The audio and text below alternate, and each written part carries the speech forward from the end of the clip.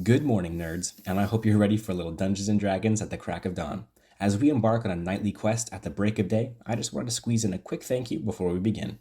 This is the audio only version of a long distance tabletop RPG session streamed live on Twitch every Monday morning. So without further delay, let's get into today's session. And good morning, nerds. Thank you so much for tuning into today's session. My name is Nathan, and in an attempt to create a false sense of anxiety for Megan, I included a script that had asked her to say a joke, but now she has prepared so many jokes that it's actually impressive, and my petty reason for including that script as a desperate power grab is now dwarfed by Megan's very real skill at humor. Oh my god. You could tell I did not. I have not been reading the scripts because that came into a surprise. Hi guys, I'm Megan. This week is finals week, so if I cry on the stream, just know it's in character and out of character. But thank you for joining us today. Perfect. That's beautiful. That's beautiful. You know what? Emotions can roll. But speaking of emotions rolling, I don't really know what it has to do with it. But where are we? What are we doing? What's the recap? I left the lecture hall after helping the goblins and continued my way to Kyre. As I was saying, I'm not quite sure if you heard this one, Nathan, but I missed out on some amazing loot because I broke your mini game and did it my way, which I remember. let's be honest, I remember. Could be better. I helped this postman and his horse out of the trap, and he allowed me to ride with them to Kyre. We made our way to Kyre, and where I was able to be dropped off at the school where I was going to, and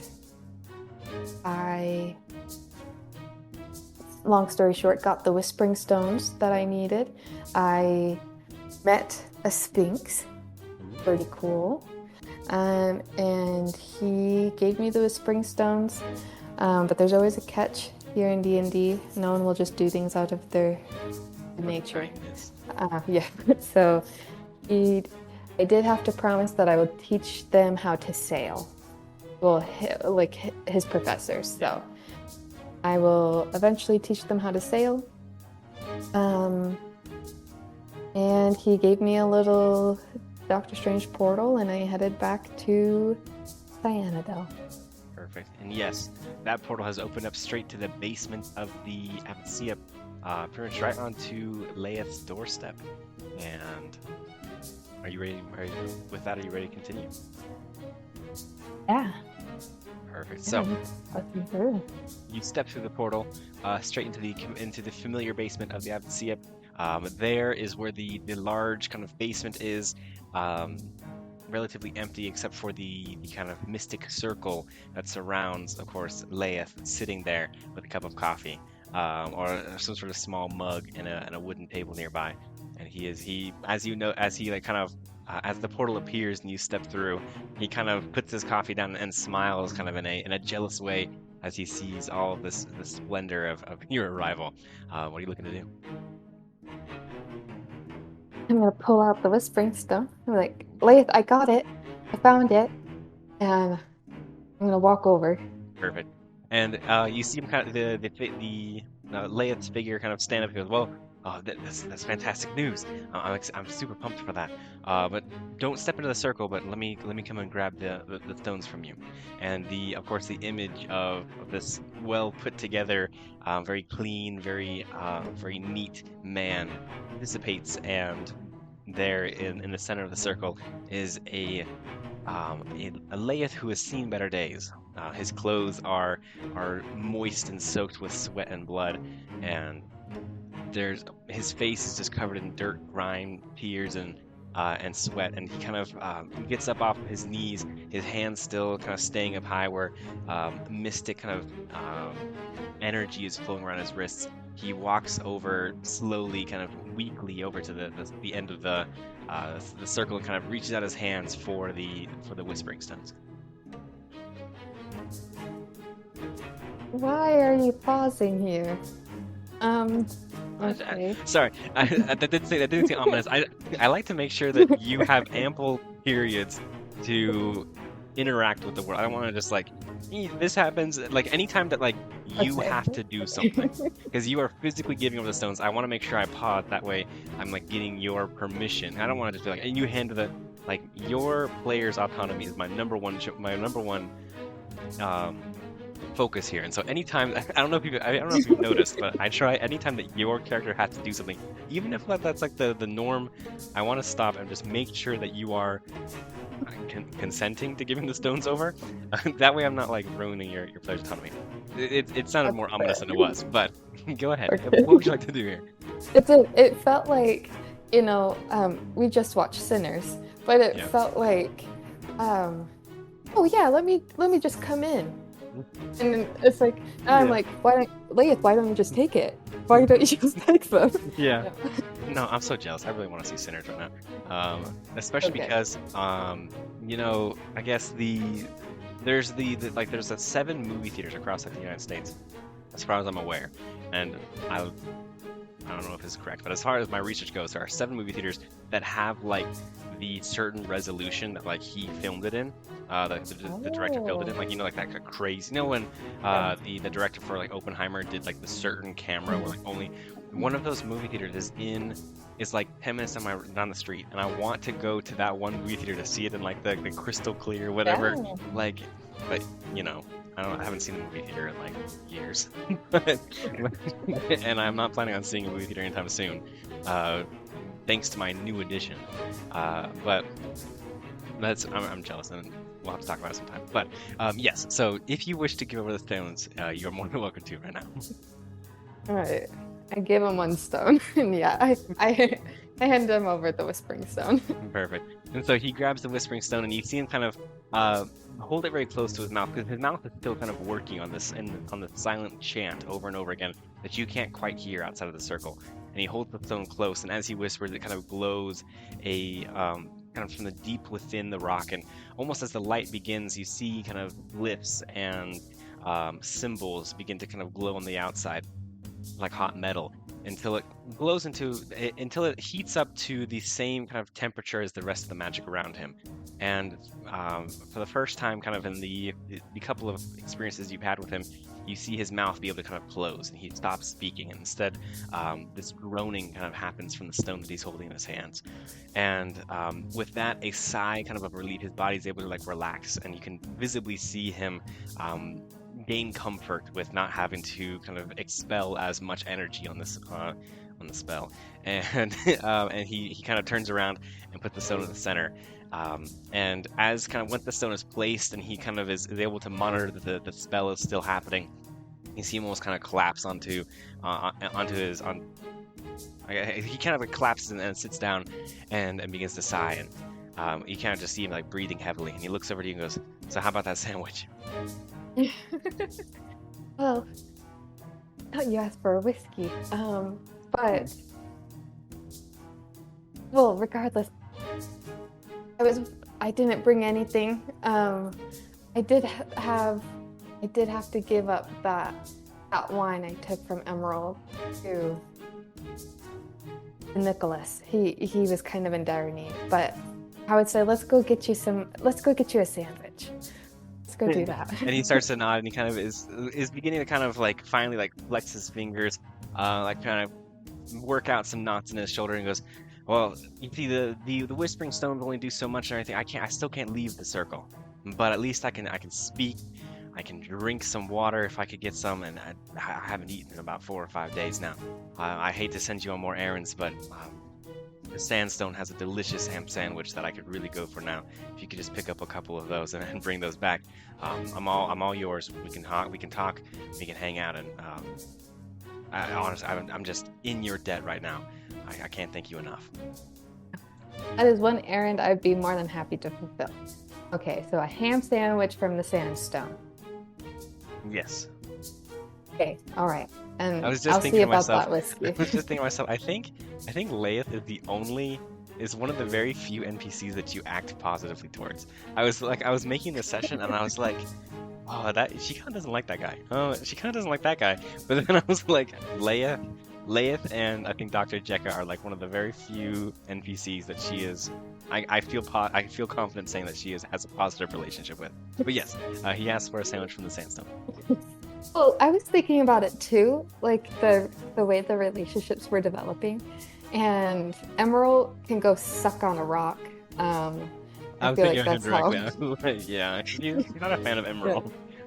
I feel like Marlo definitely has issues with the leader who seems to be doing nothing and has Yeah. brought his own personal issues onto these common folk. But then Leith, killer dude, Nicola, Nicola or Nicholas? It's Nicola. Nicholas. Yeah. Oh, Nicholas. No, we started off a little rocky, but I feel like, it's that bond of Yeah. hard times coming through. Gaytriar is like that. He feels like an annoying little brother that you have to do things. Like he's always doing stuff, but Yeah. anyway, but that's my Yeah. thought process going on. Yeah, so I'm gonna head I like it. out to the sandstone and go Perfect. Okay. make my way over there. What is your passive perception?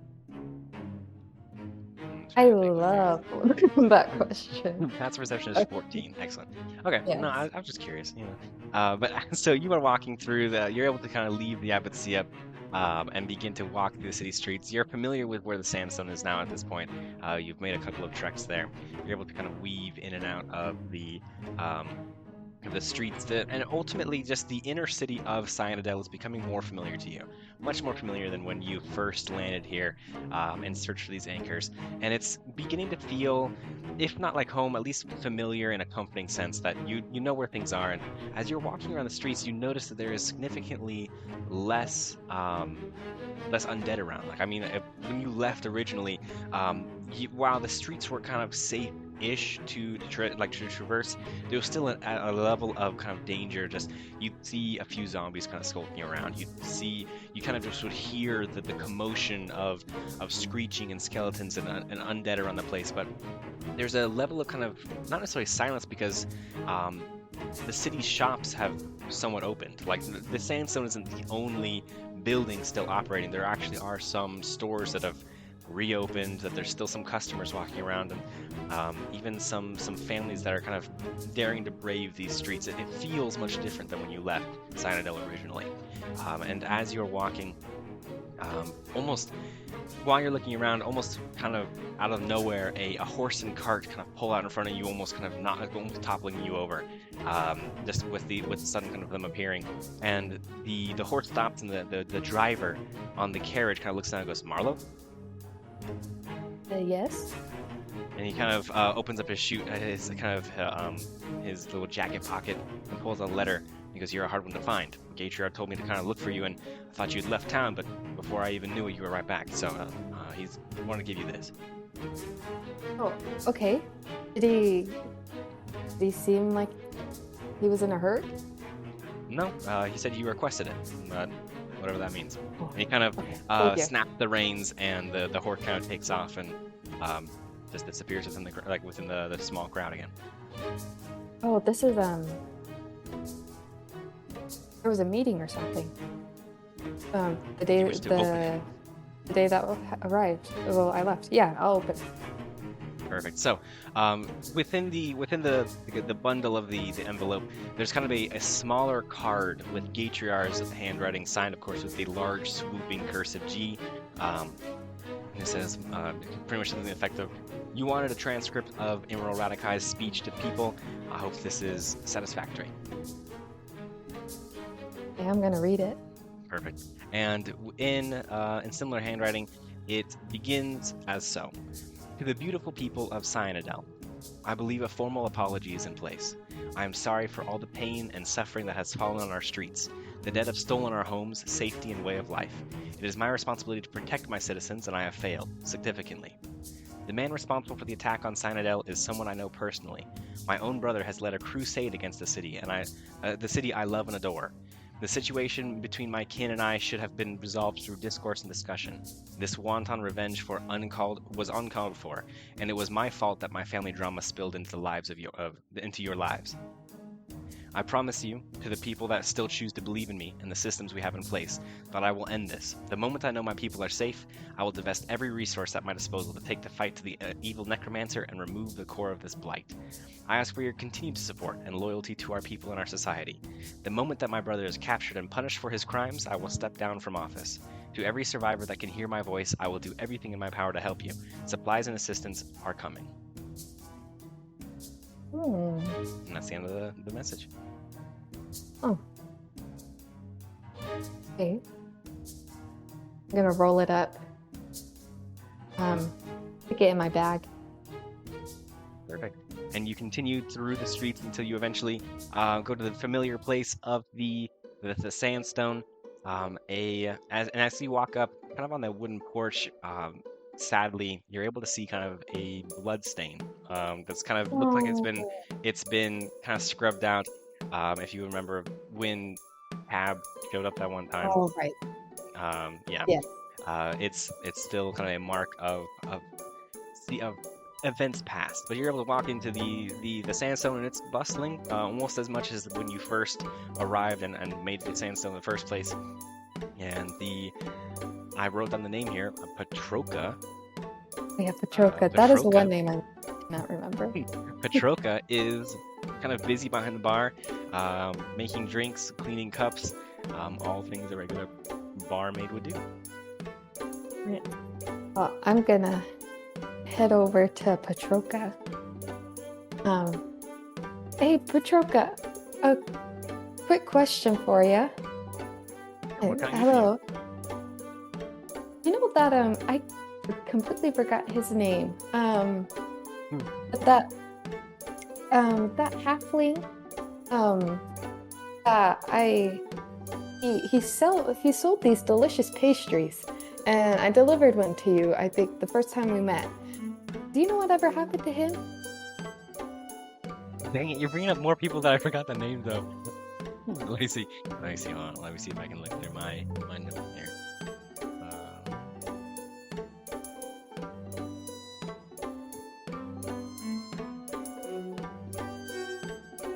Oh man, of course I don't have his name.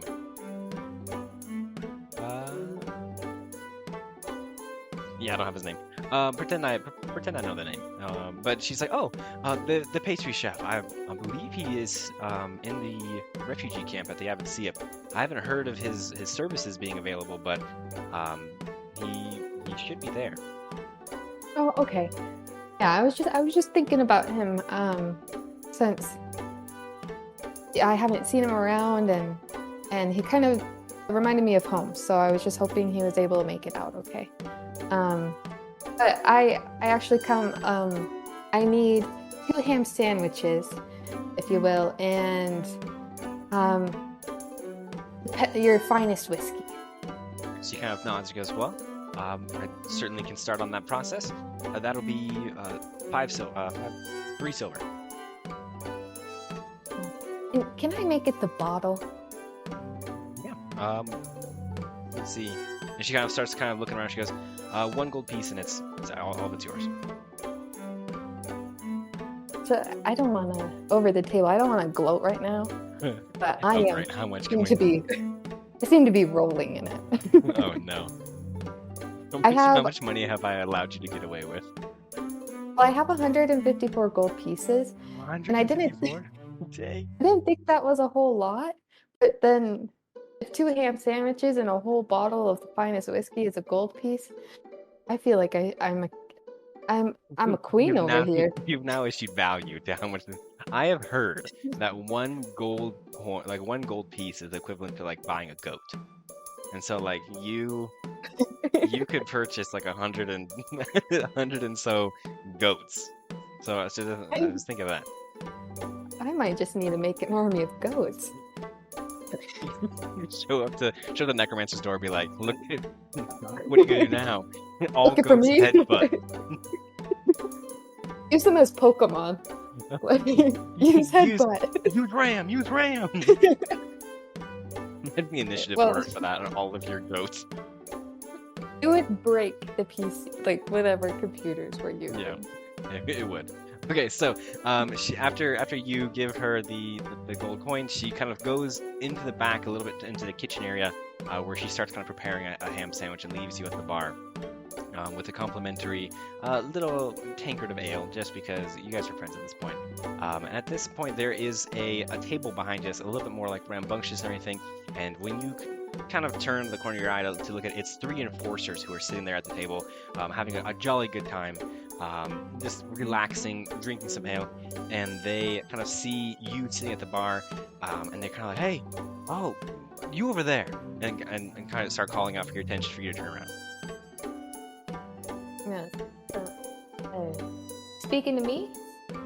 And one of them kind of smacks the other on the chest and goes, I told you it was her. You're Marlo, aren't you? You're Marlo." Yeah, I've been called that once or twice in my life. And she's like, "No, Captain Tannic Pell just will not stop talking about you. And your little 4-day escapade with him, when the initial strike from the undead were happening, you're like a legend among some of the enforcers here, just with some of the tales of battle that we have of yours." Well, I can't say what's true or not, but I went to Stormwatch Tower on my own, like, I had my own personal reasons, and I just happened to ran into Tannic, so I'm glad he's alive and well. And they kind of, and one of the other ones, the group is starting to get hyped up, and people who didn't really recognize you are now kind of just excited to be there. And one of them goes, "Do you have please sit down with us and have a drink. Have you ever been to Scumdo Tova?" I wouldn't say I have, unless, do I know this place? Scumdo Tova is another island in the archipelago, known to be a more kind of seedier area, with a lot more, kind of a little more pirates, criminals. It's while this is of course over the table here. While Sully Keller Faerun has like a dedicated governmental structure with like appointed elected officials, Scumdo Tova is more kind of run by what are considered mining guilds. The whole kind of island is a mining island, and kind of criminal gangs stake their territory, and it's a much more kind of Wild West island. But you Okay. don't necessarily have any, like, you've never been there, but you've heard of it. Okay. Well, I'm not sure whether I should be flattered or offended if you've asked I've ever been there. And he goes, "No, I'm so sorry. I didn't mean to offend. I meant to. I just wonder if you have a chance for a drinking game, just a little something, just to humor us." Well, I kind of have somewhere to be. I can't get too riley, but sure, why not? Perfect. Give a And little. and you see on the table that already there are there are 2 sets of 9 kind of almost like shot glasses, kind of, and he kind of it ushers you to sit down across from him. And now, the game that he wants to play. Now, I'll kind of discuss this over the table here. The game he wants to play is called Hidden Jewel, and how it works is that each player has 9 cups, and underneath one of the cups, you place an item you are willing to wager. So this can be like gold pieces, or this can be like jewelry, or any kind of thing that fits underneath the shot glass. You will wager against the other person. They'll do the same thing. I'm pulling up my rules now for the game. Let's see. So after, and of course, you place the item underneath one of your 9 cups while the other player is not looking. Now and so one person will close their eyes while the other person kind of puts an item. Then you'll switch. Once the game is set up, player 1 will select a cup of the other person's set. Is it making some sense so far? Yes. The other person will reveal their cup. If the item is underneath, they win, and they get that item. If it is not, then the cup is overturned, filled with booze, and you have to drink it. And then the other person goes. And so then when that person goes and picks an item, either wins the game or drinks alcohol, then the round is over, and both people have an opportunity to switch 2 cups. So you can choose to switch any 2 cups. The item does not have to be underneath it. And then the game happens again, second round, and that happens for 3 rounds. If nobody wins after 3 rounds, the game is done and nobody wins. Well, hopefully you guys had a good time, and that's the victory. But does that game make sense so far? Yes. Yeah. Okay. In that case, then I have a little cheat sheet here. Oh, 1 second.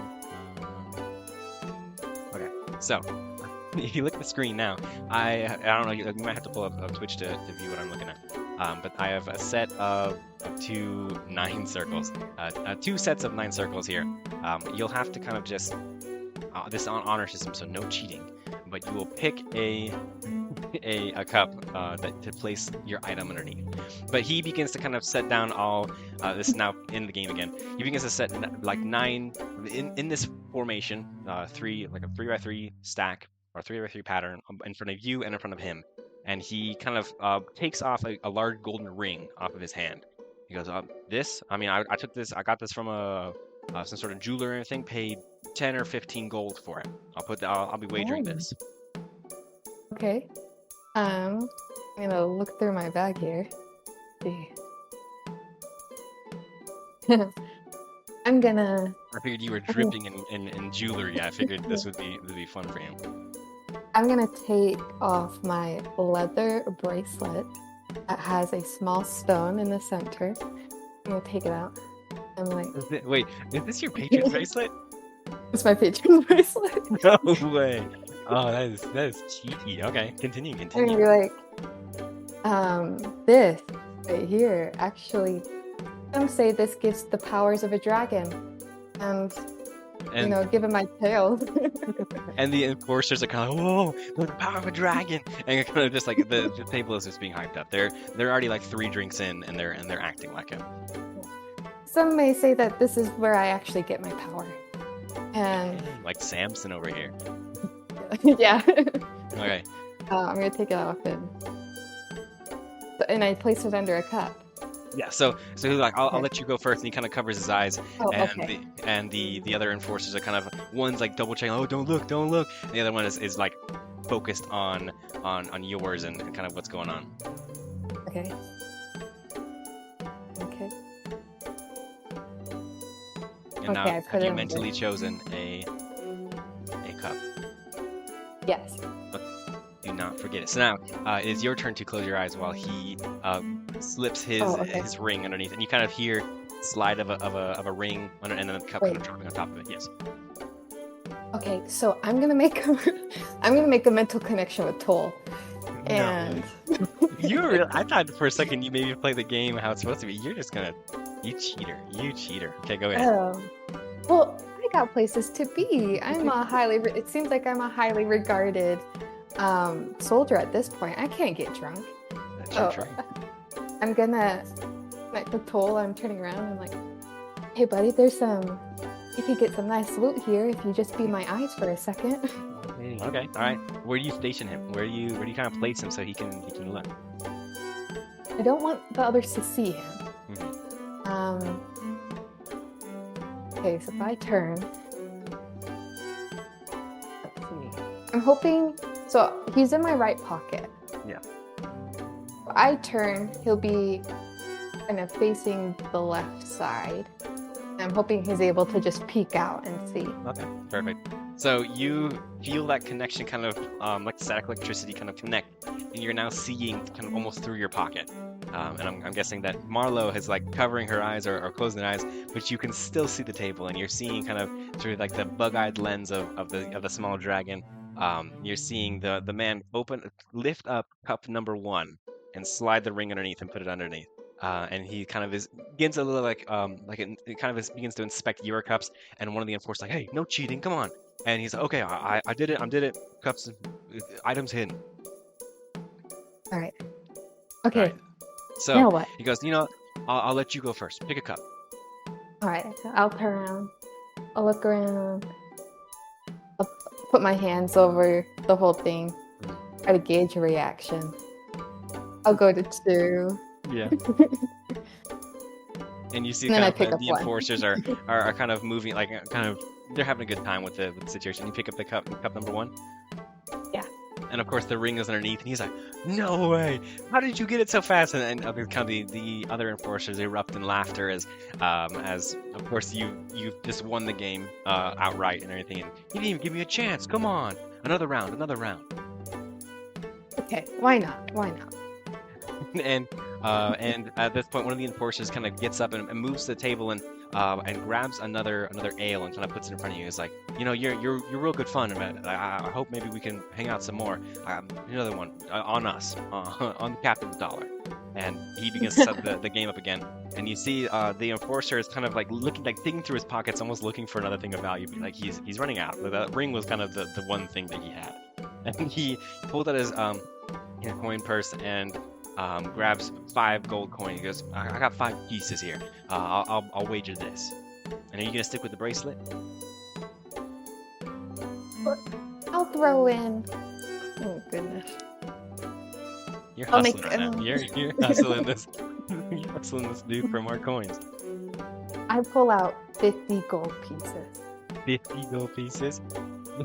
Yeah. And he sees this. How are you gonna fit 50 gold pieces underneath a shot glass? You're right, huh? Okay. I'm gonna take out 50.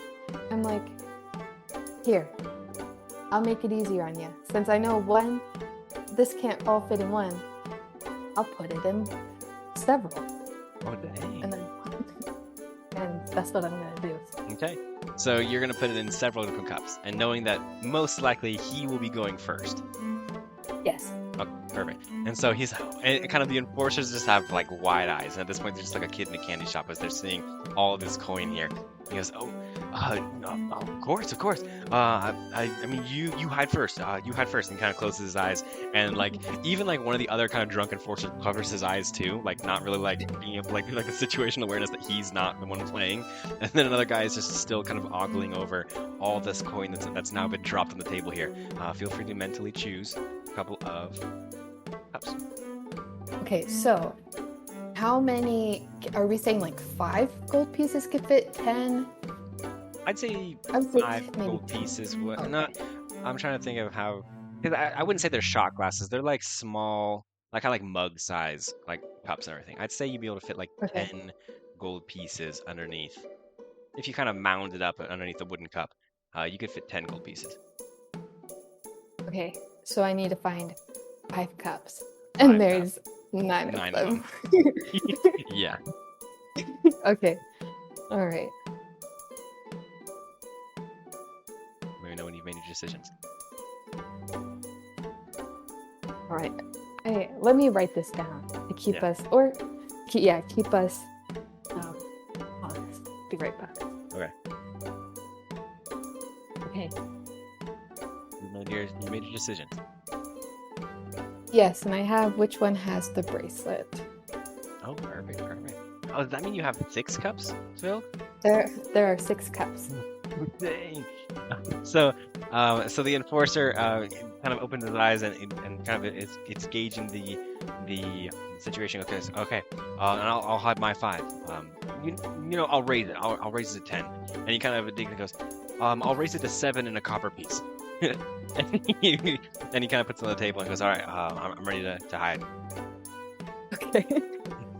So I turn around. Yeah, and I'm having Toll watch. And you see him, and Toll watches as he picks up cup 8, and puts kind of cup 8 down, picks up cup 6, and slides his small little scoop of coins underneath it, and puts it underneath cup number 6. He goes, okay, I'm ready. Okay, you go first.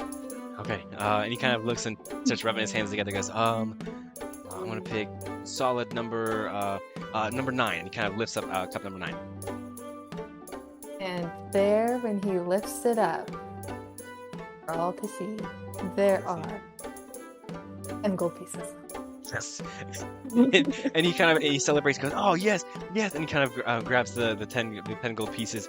And he's just kind of like bewildered by just the amount of cash that's there. He goes, I can't believe it. I did it. But then I goes, okay, your turn, I guess. All right. Remind me. So if he gets it right, do I have to take a shot out of that shot glass? So that's not how I put it in the rules, because typically okay. the game would end at that point. And so if he I've never really planned for multiple items being underneath the cup. So in this situation, nobody drinks. It's just if somebody Okay. doesn't. If he would have done an empty cup, then he would have had to take a drink. Okay, that makes sense. So if I lift up an empty cup, all right, so I turn, and I'm going to around. Yeah. I'm gonna pick up 8. Pick up 8. Oh. And so you pick up 8, and of course there's. I said it was on number 6, right? That's what I had in my brain, but I know I did a little trickery. I said I think 6, right? 6 was like the largest one or something. Or- No. So I just it's- want to clarify, just for my sake here. He put everything underneath 6. Do you want to change your answer, or are you trying to like be a little like, Oh. Yeah. I'll pick up 8. Yeah. Okay. So you pick up 8. Of course, there's nothing there, and the 3 enforcers cheer as he's like, "Oh, you got a drink! You got a drink!" And he grabs he grabs like the ale that someone had just kind of brought over, and he pours it into the cup and kind of hands it to you for you to consume. Can I think of something real quick? You gotta think of some sort of quippy one-liner. Slay our foes and drinking more. And And of course, that gets rapturous applause from the enforcers as cup number 8 now is placed up right side up. Now is no longer kind of in a hidden situation, and now he goes, all right, round is over. We have an option to switch 2 different cups around, and let me go back over to here. So 8 has been taken care of here, and you are now allowed to move to switch 2 cups around. Do you want to switch 2 cups around, or keep things how they are? I'm just gonna keep them how they are. And you see him grab. He kind of looks.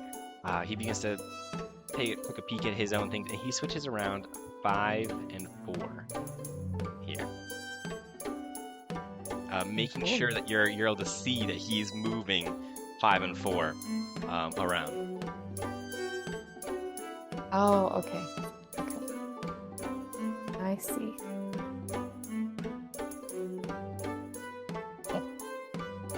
All right, so now it is. I guess it is his turn to look. He goes, okay. And he already looked underneath at number 9 here. He kind of looks and goes, I'm gonna pick 2, and he grabs the cup in the number 2 spot. And when he lifts it up, he finds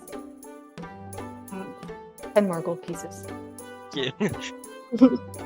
Yeah, you regretting having so many different spots available. You just lost so many gold coin. And at this point, they're just absolutely elated with now that they're looking at 20 gold pieces just sitting in front of him, and he almost forgets to be playing. He's just too busy staring at the gold. He goes, oh, I can't believe this. Your turn, I guess. Your turn. All right, I'm gonna go towards 1, and then I'm gonna pick up 6. Of course, when you pick up 6, his little pile spills out underneath it, and he immediately goes, "Oh man, I mean, I can't be too mad. I just won 20 gold off of you, but looks like you win the game." And he kind of pushes his little pile over to you, and he begins to kind of clean up the cups, and he goes, "Oh, I can't believe this. This is such a good time." And he kind of picks up his tankard and kind of pushes he used your tankard so I'm using tankard a lot. So the cup that was given to you initially by that one enforcer, it was used to fill up the cup, and that's the cup that you drank from. He pushes the rest of the tankard over to you and grabs his own and kind of holds it up for to hit together and like a bro moment and do little cheers. He goes, that was a good game. You're a good player. Hey, it was a lot of fun. Thank you for allowing me to join. I Perfect. cheers him. And he begins to just tip it upside down, drains the entire tankard, and what do you do? I set my tankard down. Interesting. Why are you not going to drink it? I got places to be, people to see. I already took a shot. I don't know how much. That is true. That is true. Sobriety. And you see one of the enforcers kind of like twist a sour face. He goes, "Oh, come on! You're not going to just drink with us? Just a couple of buddies?" Oh, well, somebody has to. Well, okay. I'm going to try to mimic drinking in hopes that they are drunk enough they can't notice. Do a performance check. It's okay. Let's see. Okay, I can get down with that. Let's see if my dice can. Yeah. Natural one. That's a 19. Oh, dang. So, I mean, as if you went to school for it. It just looks like you're just drinking this cup. And the enforcers kind of just stand up and cheer and like, oh, yeah. But Marlo's the coolest. I pound it Oh, yeah. hypothetically. And now I'm just imagining, like, if somehow, like, Toll was in it and he was just gorging himself. Wait, so is he in the cup just drinking it up, or is that just okay? Okay, I should have perfect. said it here, but Okay, and so they're sitting there and kind of he puts the cup down and he looks and goes, you know, our friend's been dying to meet you. And he kind of waves over, and there's another woman at the bar that you've now have seen. He kind of waves over, like she's been dying to meet you. Dude, come over here. At this point, I want you to make. Give me just 1 second while I pull this up. No. I was supposed to have all of this here. Oh no. Why do I have a bad feeling about this? 1 second. I have to remember what check it is. I should have. No, I've been having thoughts, some pretty dangerous thoughts about somebody, but didn't want to say anything. Okay. Oh no. So I want you to make a Constitution saving throw with advantage. Oh, because yeah, I'm not drunk. Okay. It's because you didn't take a full dose. See. Okay, let's see. Constitution saving throw? Mm-hmm. Okay. With advantage, so I roll twice. Advantage. Roll twice, take the higher number. Alright, well, one was 18 and one was 19. Yeah. You pass it just. And that's so a 21. you feel a slight it feels almost like an allergic reaction, like your throat kind of closes up a little bit, but you're able to kind of like swallow through it. And you realize at this point that something was in the cup that was given to you. And the woman from the bar stands up and comes over and drops her hood. And she's familiar to you as she sits next to these enforcers. This is... I'm trying to think. Oh, hold on 1 second. I need to switch over to Discord here because I still have the cups. How do I put this in the most dramatic way? You remember this woman, namely from a night a couple of nights ago when you were thwarting the Barracuda's drug run into the Cyanidel. Her name is Harasriel. I wish it was a more dramatic name, but she sits down and she looks at you and she goes, you know, I'm a huge fan. As you may know, I'm close friends with a handful of enforcers, and they can't stop talking about an individual that Captain Pelt holds in high esteem. Come to think of it, you look familiar. You weren't around the city wall a couple of nights ago, were you? You know, I run a lot of errands around. You could say that I travel a lot. Who knows? Maybe I was by the city wall. And she kind of sits there and goes, "Oh, a good little lapdog, aren't you?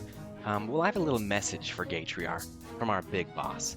Tell Gatriar that when his little friend, the Viceroy, steps down from office, he'll be all alone. And when he has no friends in high places to provide support, we'll search every backstreet until he's found and strung up from the nearest light post.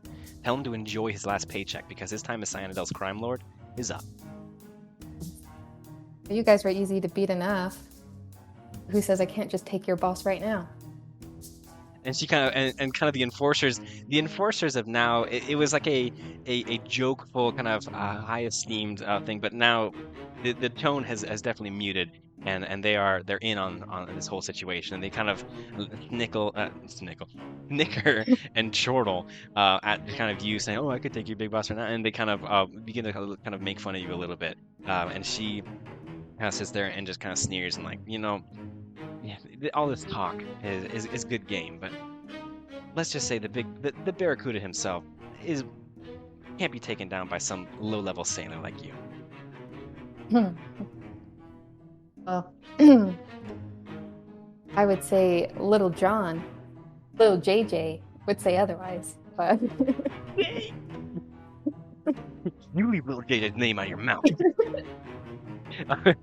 But she kind of sits there and she goes, "Look, I'm just here for you. You're good at running errands. Run one more. Go ahead and tell Gatriar my little message and just make sure that he knows to watch his back." we'll do. And hopefully, I just hope you and what was his name?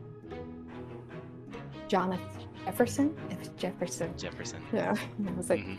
well, I'll do that. And you just go ahead and go run along to Jefferson and hold him as if it's your last day. And she kind of leans back and doesn't show any sort of emotion towards it. And the enforcers kind of stand up and like, "I think it's time for you to leave. Why don't you get out of here?" They're telling And- that to me. Yeah, they're telling that to you. And Petroka at this point comes from behind the kitchen, and she kind of is seeing that whatever's going on. She goes, "Hey, boys, I hope we're keeping it safe around here. But, ma'am, I have your little order here." And she kind of passes a satchel over to you with a large kind of bottle sticking out the top, and some steam coming from the 2 sandwiches that are inside. Oh, thanks, Petroka. All right, well, you guys have a good one. And I'm going to send Toll to gather up all that gold coin. And I'm gonna Yeah. And I'm So gonna, it's still I'm it's gonna still leave. on the table. Do you want him to like do it like right in front of them, or do you want to have him kind of hang back and do it at the right moment? I'm gonna have him hang back. Perfect. Okay. In that case, then Toll kind of jumps out of your pocket and hides underneath kind of a crevice underneath the bar, and is waiting patiently for the enforcers to drop their guard. Can as I'm leaving, I want to bump into Terrestrial. And as I do it, I want to put that marble that's in my pocket into her pocket. Hey, okay. Do a sleight of hand check. All right. My dad say things I don't mean. That is a 19. 19. You were rolling high today. Holy cow. Yeah, I mean, you're able to, as you kind of walk away, and the enforcers have now kind of like, they stood up and kind of almost barred you, kind of are standing in a line to prevent you from going to like kind of sitting back down, and really the only way for you to go now is out the front door. And Harassriel kind of steps up and joins them, and as you walk by, what does it look like? Kind of what does the flavor look like when you drop this marble in onto Harassriel? I bump her shoulder. Let's see. No, I'm gonna act as if I trip. Bump into her and then slide it into her pocket. Perfect. And as you kind of slip in front of her, she goes, and the enforcers and her kind of laugh together and make fun of your clumsiness as you leave the bar. And then I just leave. Excellent. So that's pretty awesome. I'm not gonna lie, that was pretty cool. So you head back over to the Avid Sea, back to where Laeth is, and head down to the basement. Laeth is kind of laying on his back, just like spread out, like just like relaxing and everything. Just he has not been able to have this much comfort in a while. And as he sees you kind of enter in the basement, he quickly like and kind of stands up and kind of starts brushing off his like coat and has put himself as well kind of put together again, even though he is blood stained and soaking wet with all sorts of just bodily fluids. He kind of just says, "Oh, I'm so sorry. I didn't hear you enter, but I trust the journey was pleasant." Yeah, it wasn't too bad. And hey, I was able to get us the finest whiskey Petroka had. Excellent. I can't wait to crack into it. I'm gonna set out the sandwiches, pull the whiskey out, look at it. You by chance don't have a... You know what? And I'm gonna try to break it. Perfect. I mean, if are you breaking like the bottleneck off of it, or? Yeah. Oh, okay. I'll do a strength check. All right. Okay, I rolled you. Let's roll you. Because I assumed it was corked. Is Yeah, whiskey I'd say it's corked? Okay. Yeah, no, it depends. I mean, I feel like back in the day it would have been corked. There are some now that like have like the little twist tops to them, but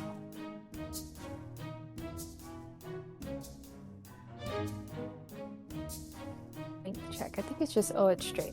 It's a 13. 13.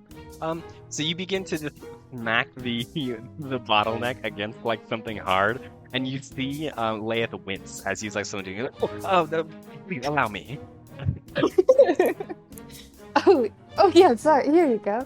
And he grabs it, and you see his hand, the inside of his hand kind of warm up as he casts burning hands on the bottleneck, and ultimately, I mean, it increases the pressure within the bottle, and the cork pops off. And he kind of goes, "Simple science." Sorry, I didn't mean to just kind of step in there, but I just didn't want any glass to get anywhere, or either of us get hurt. And you see, he kind of reaches out of the circle and grabs a real table at this point, rather than the one that he usually conjured up, and kind of moves it so half of it's within the circle and half of it is outside the circle for both you guys to kind of sit down at. And he puts the wine down and it begins to kind of and sits down next to him. You see, like when he's kind of moving around, anytime that his hands leave the circle almost like kind of dims and begins to like flicker, and so he's trying to keep all hands and feet within the vehicle at all times, just to make sure that the spell is going well. But it looks like obviously he can't leave the circle for that long, and but sits down and begins to kind of this kind of start small talk of like, oh well, how's the weather outside? It's been a couple of days since I've been able to see it. How's the city streets? And it's kind of just making small conversation with you. Oh, the city streets are a little bit more pleasant. Not a whole lot of zombies and undead roaming around, which is a pleasant little change. Emerald had a little speech go on. So I'm assuming it was, I'm assuming it was a nice enough weather for him to come out. And it's not too bad.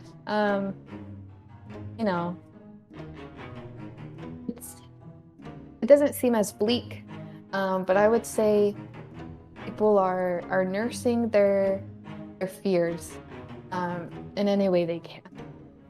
Nods, and he kind of I like to believe at this point you kind of disperse both sandwiches. He begins to you put a sandwich in front of him, and he begins to just like kind of he takes one bite and then realizes how hungry he is, and he starts to kind of devour the sandwich until he realizes that he's made it through halfway of your sandwich and you haven't even sat down yet. And he kind of slows down, and he it begins to kind of pace himself a little more, to act more of a gentleman. He goes, I see that you've met the headmaster. Must have been quite a surprise. That was quite a surprise. I know my way around the seas, and I know quite a few legends of the seas come from truth. So I should have assumed the same, but I just always assumed that Sphinx were a myth and a legend and nothing that. But it was quite something to be in front of him. I actually have a little errand to do with him as well. After all this is said and done, I'm making my way back to teach the fellow professors how to sail. That should be a little fun. And you see him kind of laugh a little bit from the gut here, and you get, I'd love to see a couple of my fellow professors get out on the open water. They don't know the first thing when it comes to tying knots, but the Sphinx are a fascinating species, and I'll never get over the fact that the headmaster is one of them. Myth and legend aside, they say that a new Sphinx is born with every unique thought. The first time that you've ever thought of something that's never been thought of before, a Sphinx simply appears. It's so strange to see just a creature so infatuated with a topic that as it grows and as it learns more, it evolves into larger and larger sphinxes. I can only imagine where Celutar would have started, just as a little tiny sphinx, and eventually has gotten here. It's hard to really pinpoint on how old he is, but he's quite the amazing specimen and quite a good friend, honestly. He means well, though he typically values academics more than ethics sometimes, but he means well. As he's talking, I'm like cutting my sandwich in half. Yeah. And then in quarters, and I'm like, taking one piece and like pushing the others towards him. I'm like, You're giving him more sandwich. And, yeah. and at first he kind of is like, oh no, I can't. But as the second little piece that kind of scoots over to him, he kind of scoops him over to his side and begins to eat the sandwiches too. He goes, you're really making a name for yourself around the city of Cyanidel. You've helped save so many lives, and I know you'll continue the hard work to restore peace and tranquility. Yeah, I'm making a bigger name than I would hope to. I never thought that a small, well, not a small errand, but I definitely didn't think my own personal gains would get mixed up in all of this. But I definitely am grateful that I can help. I just hope that this can all be finished and I can part ways. Definitely. What is your personal quest, if I might ask? Yeah. Can I make can I check, like, does he seem well, I'm kind of open, but I feel like, okay, I just want to see if he's like an honest man, if I can trust him. Those freaking enforcers were dirtbags. do an investigation check. Yeah, just this is to read him. The 14? I mean, if I'm to lay things out, it depends on your, I guess, what are you looking for particularly? Are you looking for like something in his body language? Are you looking for context clues that might make you think that he's turned or he has alternative motives? What are you really looking for in this conversation? I would say, yeah, like his body language, like, is there like a small smirk, or is there like, or like a knowing, like a glint in his eyes, like he already knows, like sort of that sort of thing. Yeah, ultimately, as you've been watching him, he seems genuinely vulnerable, if you will. I mean, he is a tired, exhausted, hungry man at this point, and you can even see some of the I mean, through some of the actions that he's done, he tries to keep himself very kind of put together and neat and collected, and even that he's having a hard time keeping up. And so even with his normal attitude and kind of way of holding himself has fallen, and this is just, you're seeing who he is once the splendor of his title and position have when he's so exhausted he can't even hold up his archmage reputation, that he is a man who is hungry and needs some rest, and so do with that as you will, but in this moment he is very vulnerable and very exhausted. Okay. All right. Well, Leia, so you may have already known, I don't know. But I am a warlock. I have a patron. Unfortunately, this magic doesn't come with its stipulations. So I'm here to fulfill my pact, and I have my journey just led me to this island, and I feel like I'm getting some more clues, and I'm on the right path. But yes, the goal is to be free from my pact, and I will do really anything to get out of it. And kind of he nods between bites of the sandwich. He goes, "Ooh, a warlock. That is not an easy road to traverse, and I can't imagine the situation that would have spawned this pact here. Warlocks our patrons are hardly ever kind individuals who do things out of your best interest, and so I do apologize for any sort of stipulations that, of course, that this requires of you, and I hope that you are free from your patron as soon as possible. But that is interesting, and if I can help at all, I really appreciate it. I mean, you've been to the library, and I can provide you with more books if you need any more research, or I can ask around, of course. And he kind of sits there and goes, "Tell me, Was Dita still in the library when you arrived in Kyre? She was.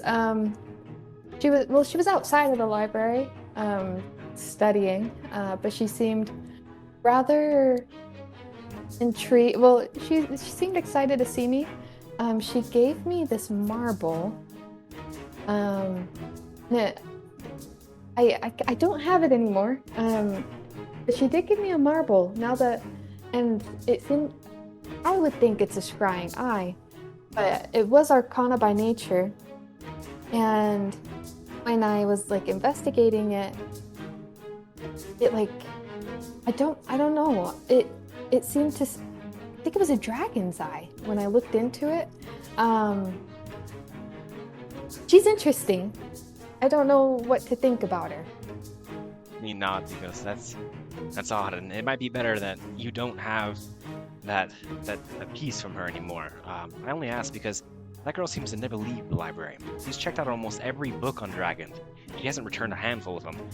Now, normally I'm not one to impede a student's journey in pursuit of knowledge, but she's sitting on a couple of one-of-a-kind editions, books that just can't be replaced, and I'm really hoping that at one point she gives them back, but I guess I don't have the heart to get those books back from her.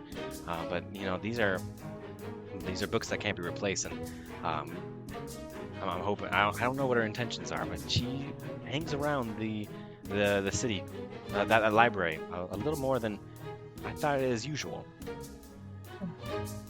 Well, I don't know if her intentions are good, but that is me coming from a background that just innately I don't trust dragons.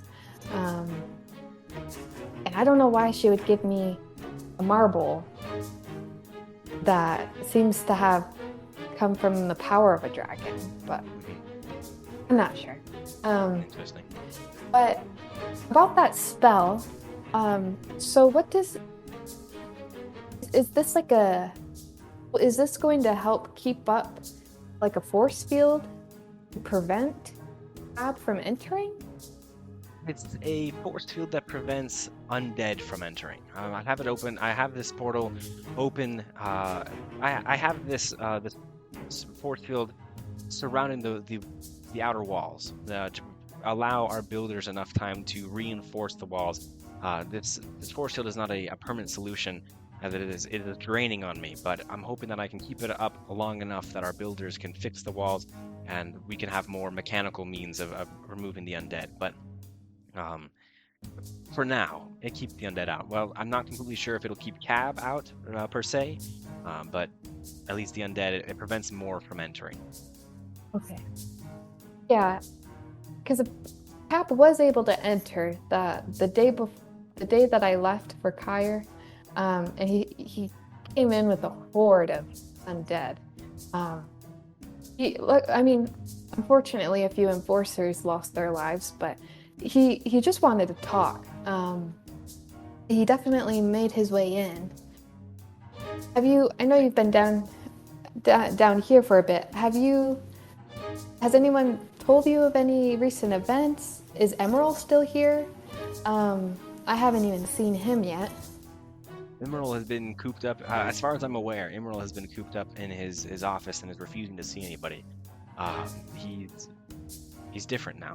I don't really know what happened to him, but especially with him claiming that he'll step down from office, that's quite interesting. He's been an elected official for a very, very long time. As soon as he really reached adulthood, he's been in the public eye and in the civil pursuit. And so him stepping down is relatively interesting, especially because he has a relatively positive air about him. He's been elected multiple times from the public. The public likes him, but he is choosing to step down for some reason. But he's been in his office refusing to see anybody.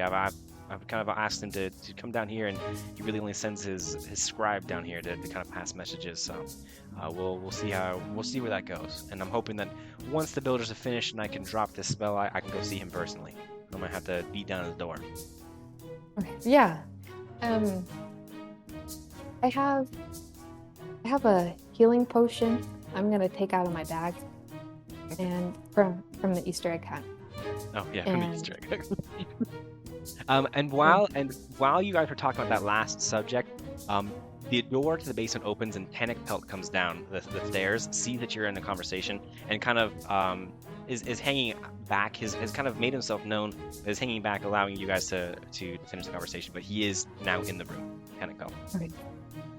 I'm like, oh, and I'm gonna uncork it. I'm like, here you go, Leith. I don't know if this is gonna help you come back from the dead. Well, the brink of dying. But we really could use your help. Hopefully this rejuvenates you a little bit. And he nods. He kind of takes the potion. He goes, this and the whiskey should take the edge off. And it'll let me fight a couple days longer. And you see him kind of down the drink and then kind of chase it with a little bit of the whiskey. And he kind of and you can almost see some like the wounds kind of just where his flesh has been almost like split open through stress. Some of the wounds on his body and kind of the life in his cheeks kind of return here. And he's looking better, but still is just dirty as hell. Dirty. Okay, well. Seems like Panic's here, but if you don't have anybody to bring you any food or anything, or I will happily be your errand girl for that. And he nods and kind of I'm extremely grateful for that. And trust me, this errand that you ran all the way to Kyre is no small feat, and I'll make sure that I am in your debt. And if you need anything at all, let me know. Well, I just might hold you to that, Leah. You take care, and I'm sure I'll see you around. Get up. He nods and continues to drink the whiskey and finish off the sandwich. Now that you are like leaving, he resumes a kind of barbaric way of eating the sandwich and is very hungry. But as you kind of turn, Panic kind of stands up, and he was like sitting on the stairs, and he kind of stands and goes, I'm so sorry, I didn't mean to interrupt. I didn't realize that you two were communicating. Oh, it's okay, Panic. We're just finished here, so if you need to speak to him, you're free to do it. Actually, I was looking for you. I heard that you were back in town, and I wanted to reach out before you were off again. I know that you move around a lot, and I hope that I'm not interrupting. We're just finished. And he lifts up a satchel almost. It's kind of like a backpack, and he gestures it towards you. He goes, I got you something, and I just was hoping I could pass it off before I'm out of here. Where are you headed? Emerald is calling all soldiers. I mean, we've almost cleaned up the streets. At this point, Emerald's calling for an advance party to head towards Stormwatch, the Stormwatch crater at this point, and I'll be on the front lines until the situation is solved. All right. And what's this? I'm gonna. When you open up the bag, inside is a I don't know if it is a piece of armor. I'm trying to think of what it's called though. So it's called the Dragon Guard if you're trying to add it to your inventory. It's called a Dragon Guard. It is a gold kind of embellished with kind of dragon scales chest plate that seems about your size.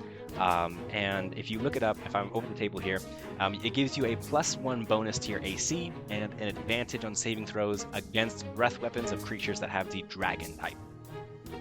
Oh.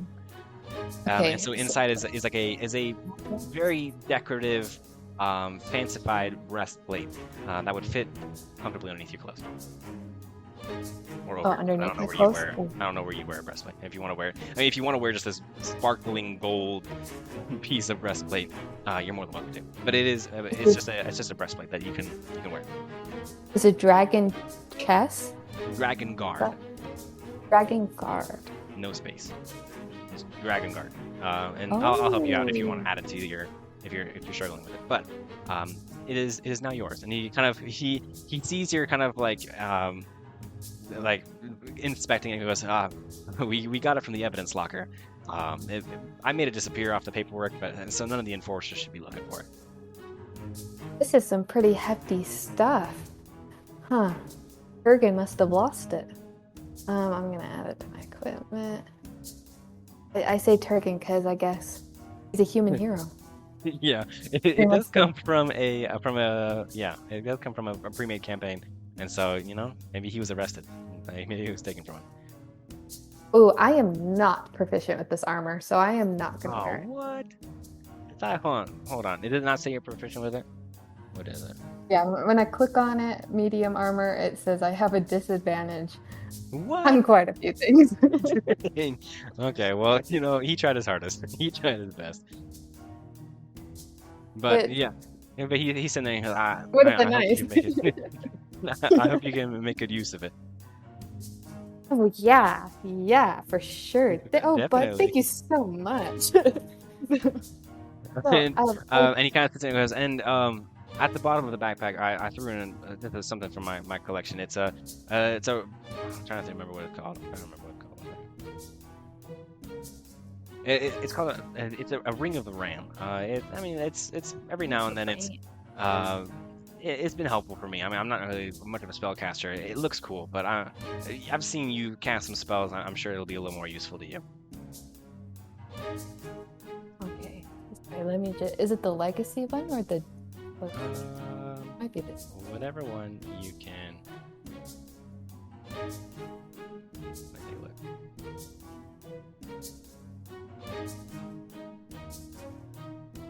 Spectral Ram Head. I would do Wow. the legacy one because I think the more up to date one is in the Dungeon Master's Guide that's probably gonna make you pay for. So the legacy one is the one that we'll be using. Okay. Oh, I need to attune to it. How does one attune? We'll talk about it. We'll talk about it later. Okay. But Okay, I'll just I'm add trying it to to there. yeah, I'll pull up my. Okay, yeah, there you go. I had to back into my notes here. And he kind of sits there and goes, Cyanodel may never be the same after all is said and done, but I hope you stick around. Yeah. Oh, there it is. Okay. Sorry. Yeah, I. There's people I've definitely grown attached to, and hopefully once everything is said and done, I can be on my way and finish my things I got to do, and hopefully we can visit. And I just honestly, Tanik, I just hope everyone survives this. So, He nods. Yeah, I really hope so too. But we'll see.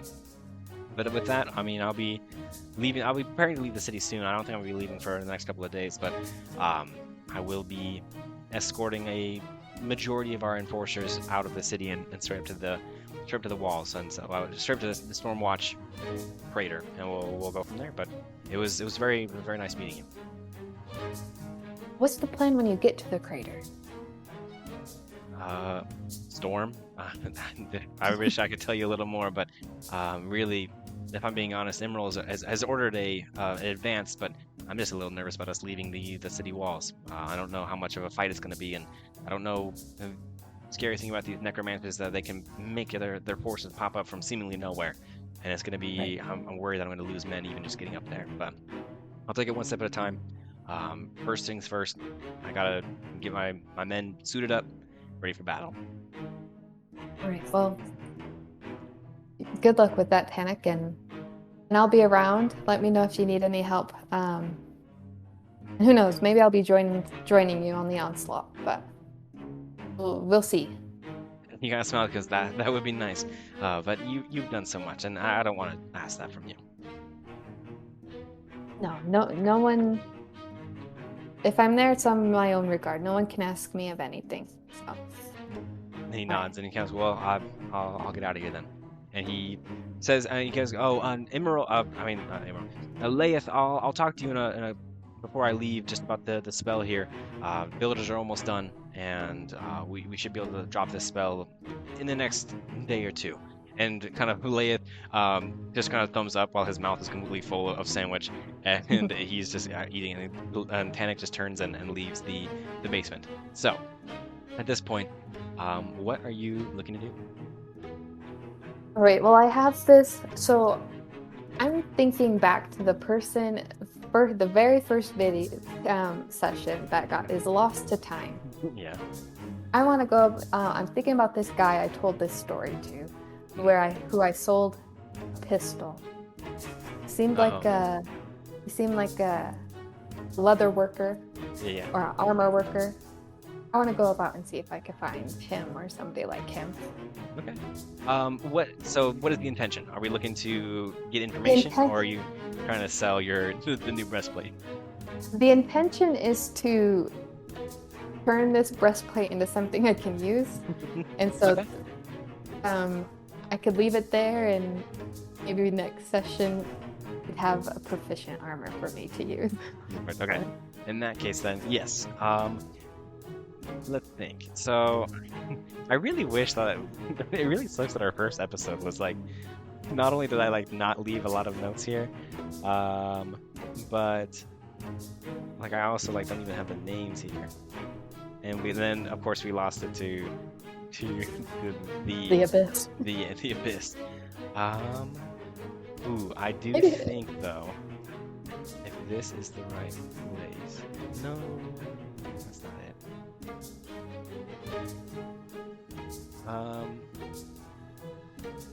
I'm trying to think of, because I have a list of the 3 people you could have gone to.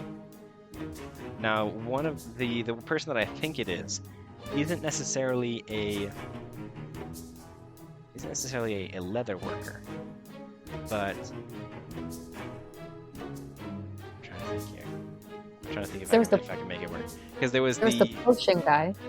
the potion. Yes, there was the potion guy, Waft and Rillius. That's the story at least I have. I have the Crooked Spine, which is the Bookstone. shop owner, and then I have listed here a street food vendor, but I might have just pulled that leather worker out of my ass in the moment, which means that I'd have no information on him whatsoever. Oh, because I think what it was because I stripped the thugs. The thugs of Of this, their and stuff. so then you were just looking for a leather worker. So- Yes. Yeah. Okay. Then yeah, you know what? We'll make this work. Okay, so if you are to find a leather worker, the only place that you really know for certain would be the Abbotsia, because that's where at least you found them to begin with. It's a place of shops, and the last time that you went into the Abbotsia, it's looking less refugee camp and more farmers market. There's still some people who are using it as I'm trying to think of as a home, as shelter, but there are some shops that are beginning to surface again in the Abbotsia up here. So you're able to go upstairs and kind of take a look around, and you do see that there is some sort of leather worker, and he looks familiar to you in a weird sort of way, and you're able to approach him. And I'm trying to pull up this And here. as I'm like walking there and like about to approach, Mhm. I want to double check where Toll is. Okay. Because I sent him on a quest to regain my 20 gold pieces from Yes. that And bastard who I thought was a good guy. when you patch into Toll's Toll's vision, you see him who is underneath the bar. So you're able to see kind of like it's kind of like underneath the bar where stashed between a couple of like barrels and crates. He is sitting on top of like a little mound of 15 coins, like almost like a miniature Smog from The Hobbit. Just on his little treasure trove. There's a 15 gold there, and I guess 15 gold is sitting there. I was thinking about adding a finger, but I feel like I add fingers too often. He just has the 15 gold, and some of the gold pieces have blood on them. Here, there we go. So he's just chilling. He's just On the relaxing on a little mound of gold, like his little tiny treasure trove. He's be able to recover 15. All right. Well, I guess if he's okay, I'll leave him there. That is hard because you Okay. can't just like have him teleport over, or else the gold Right. will be left. You have to go to the sandstone and pick it up again. But yes, he's chilling. Cool. Okay. All right. I'm gonna approach. And hello? Anyone there? And Wait, there is somebody there. I see him. Why am I gonna say that? you just walk up to the dude's little stand. Hello, anyone in there? He's like just like 3 feet away from you. Like, can I help you? But it is a It is a I'd say probably a half elf who is kind of rearranging a couple of like knives and kind of pieces of like leather, like kind of satchels and backpacks on the display case, with an anvil behind him and maybe some kind of a furnace that is glowing hot but seems to give no smoke or any sort of I mean, I'm trying to say he's a whole forge here, but it's not like a problem. It's not a problem because it's like an arcane forge that he's able to blacksmith there. And he kind of is moving things around and goes, "Oh, hello, welcome to my leather shop. I'm curious, can I help you with anything?" Yeah, I actually came. I was given a breastplate, but unfortunately, it is just a little too heavy for me to use. So I was wondering if you would be able to alter it a little bit to suit me a little bit better. I'm Kind of gonna looks at pull goes, out the "May dragon I guard. see it?" Yeah, And, here it's and I pull out the dragon guard and I show it off a little bit. I pull it out. See, it's like and like this. he begins to kind of inspect again. It This. is like a little large in the shoulders, and it's Yeah, just definitely built for a stockier figure. And you kind of can you put it on the table here? And as you kind of put it on the table, he begins to kind of inspect it, and he's like kind of twisting and turning it, and goes, I can't guarantee that I can get it to fit you, but I can definitely give it a shot. And of course, I won't take payment until I can potentially get this taken care of. Of course, if I do have to just let you know there is a risk here. In the process of me moving it, it might destroy the enchantment on it. It looks like it was enchanted, and while I do my best with metalwork, in the arcane field, I'm a little less versed. So, what I'm trying to say is, if I might destroy it in the process. Are you okay if I still take a look at it?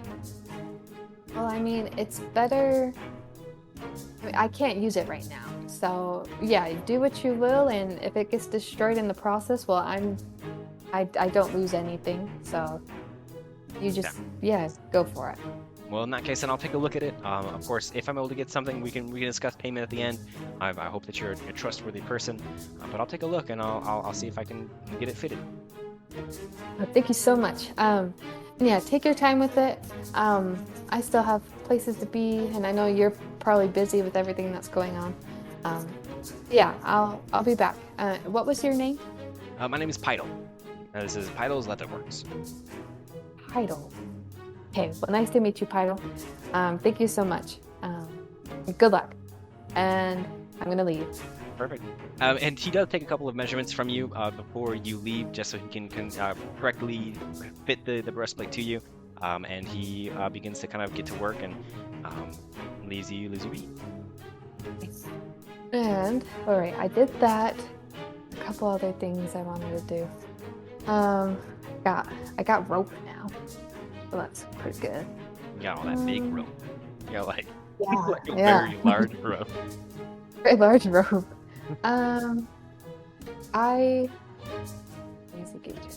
So I am in the Avicia. Yes, So I'm close to Emerald's office. you are. Okay, I'm gonna go see Emerald. Okay. Let me see where my notes are. You walk into the business administrative side of the Avicia, navigate through the hallways and various rooms of the Avicia until you are in front of Emerald's office. I'm gonna do a little knock, and then I'm gonna walk in. Of course you do. And That's me. and then, of course, when you walk in, actually, before I want to backtrack just a second ago, just a little bit. As you're walking through the I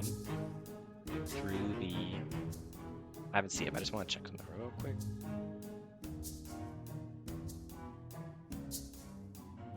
One moment. Okay. Yes. So you're able to knock on the door and walk into the office here, and Emerald is.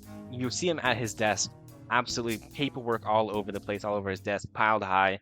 And he, as you kind of walk in, he kind of jumps a little bit at the sudden entrance, and you see him kind of almost like rub his temple, and goes, "Oh, Good morning to you.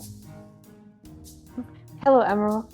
You may be asking. Yes, I made it back here safely. Thank you for asking. Yeah. Um, He goes, I trust the word has reached you about my speech. I'll push away my ego long enough to tell you that you have inspired me. Maybe I'm not fit to rule. Maybe I got into this with the wrong intentions. I truly admire the city, and it's the people deserve someone better than me at the helm. well, it takes a small man to cause a problem, but a bigger man to fix it. So, I can appreciate your honesty and just the courage you have to make that speech. Couple things, what's the plan with Cab? I heard you're sending a group of people, Panic being one of them, and I was just curious on what the actual plan was. And he kind of sits there, puts the pen down, and kind of like a huff, like he kind of like throws it on the table and goes, a plan? Really, the plan is to apprehend Cab, is to find him, make him pay for his crimes, and go from there. I mean, Panic is a good man. He's a great soldier. He'll find a way. But frankly, strategy, I can't answer that question. Okay. And second thing, so you may be familiar with the Barracudas. He kind of goes, I'm not actually. Okay.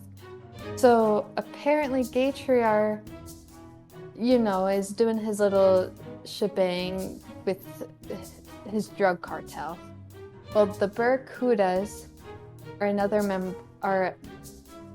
another group within, and I just ran across an assassin for them, and she just made it known to me. And we have our differences, and I know we've kind of gotten at each other, but I don't want to see you dead. And this assassin said that as soon as you step down, they're going to come for you, and they're going to kill you. I don't want that to happen. That's not my goal. I just felt like it was my responsibility to tell you that there is a hit out for you. But I feel like once everything is said and done, we can take them out and go about our merry way. And you see him kind of lean back and begin to rub his temple. He goes, "Oh, another thing on my table. Oh, another assassination attempt. I'll never be free of this." He kind of says, and he goes, "And the Barracuda said they're after me." Yes.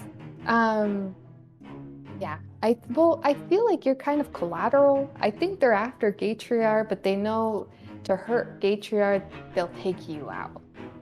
And he kind of sits there and goes, "Oh, Gaytriar is a messy individual. I'll never be free of his tangles and not." And he kind of sits there and goes, "Look, I know you've always meant well, but you have a way of facilitating mentally taxing conversations.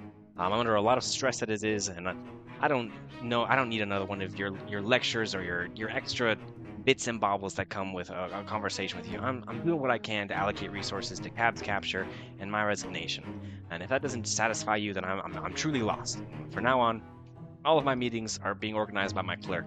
Speak to him first before you just burst through my door again. But I just need some time to think." Can't promise I'll go to your clerk. Of course he did. But I didn't mean to bring more stress this time around. I appreciate what you're doing. I can see that you care for the people. I just don't want you to be killed by the Barracudas. So, you let me know if there's any way I can help. I plan at some point to take them out first, but let me know if you have any ideas about this Cab thing, and hopefully we can finish this without losing more men. Then he nods and goes, "That is something we can agree on." And he begins kind of like writing and goes, I do urge you to speak to my clerk first." We'll see. And then I'm gonna leave. Perfect. And once you leave, a kind of a sproutly younger kind of boy kind of runs up. Well, not necessarily boy. He's a man, but he's short and he's rosy cheeked, very young in this kind of this industry. He kind of goes, "Oh, I hope that your meeting with Imra Radakai was satisfactory. Can I jot you down for a follow up?" Yeah. I'll let you know when I'm coming by. Yeah, I'll be following up at some point. He kind of goes, the Viceroy would like prior warning. Do you have an idea of when you might come back? I can jot you down and make sure the time is open for you. Yeah, I could give, a few second warning. If you see me at this door, just know I'm going in. You see the guy goes, well, I mean, perhaps we could compromise in the middle, a day, perhaps. Is he hurting you, little boy? He goes, no, but I'm afraid you might. No. We're on good terms, you and I, until we're not. But thank you for the advice. I will come in, I will look to see if you're around, and then I will let you know when I'm going in, and then you can quickly go in and tell him, and we'll call it good. You see him kind of wipe his brow and he goes, I'm gonna get fired. I'm gonna get fired. You see him kind of like just gulp and sit back at his desk. It's like a makeshift desk that's been like placed right outside the Viceroy's door. And he kind of just sits there and kind of begins to kind of scribble things of like, Marlowe will come unannounced. Stop her quickly. And he kind of begins to kind of do some more work around him. As I leave, I'm gonna take out. I'm gonna here. Go on me and flip a gold piece his way. And he kind of catches it and he looks and goes, okay. Kind of like, and it smooths him out a little bit, and he goes back to working. Now I'm gonna leave. Perfect. Over the table. I feel like you just want me to make these meetings so you can plan a little, so you know when I'm talking to Emerald. What are you talking about? Okay, so I talked to him, did that.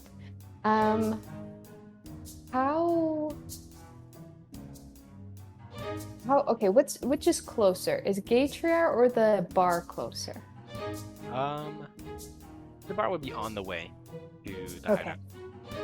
I'm gonna head to the hideout and stop by the bar while I'm there to pick up a Scorn Little Dragon. Perfect. So you head into the sand. As you're walking, you head into the sandstone. The enforcers as well as Harassriel are no longer there, and the only issue is that Cole is behind the bar, and Petroka is busy behind the bar as well. Because then she sees you walking in. Nice to see you back. Oh, thanks, Petroka. I just left something of mine here, and I am here to get it back. She goes, no one turned anything into the lost and found. Are you sure you left it here? Yeah. He just happens to be behind the counter, behind the bar. I don't know if you noticed. And you see her kind of like nervously like flick around like, he? Yeah. He has a bigger mark than bite. I wouldn't worry about it. He's kind of holding on to something of ours. And she's like completely nervous now. She's like, you wouldn't happen to, is it a rat? Did you drop a rat here? Yeah, he's a little bigger than a rat. I would say between like a and you see as you're trying to like explain this, she looks underneath the counter and you see her like jump out of her skin like and shriek. She's like, "There's something underneath here. If this is yours, you better come get it." Yeah, I think that's him. I just imagine her putting her head down and like hisses like.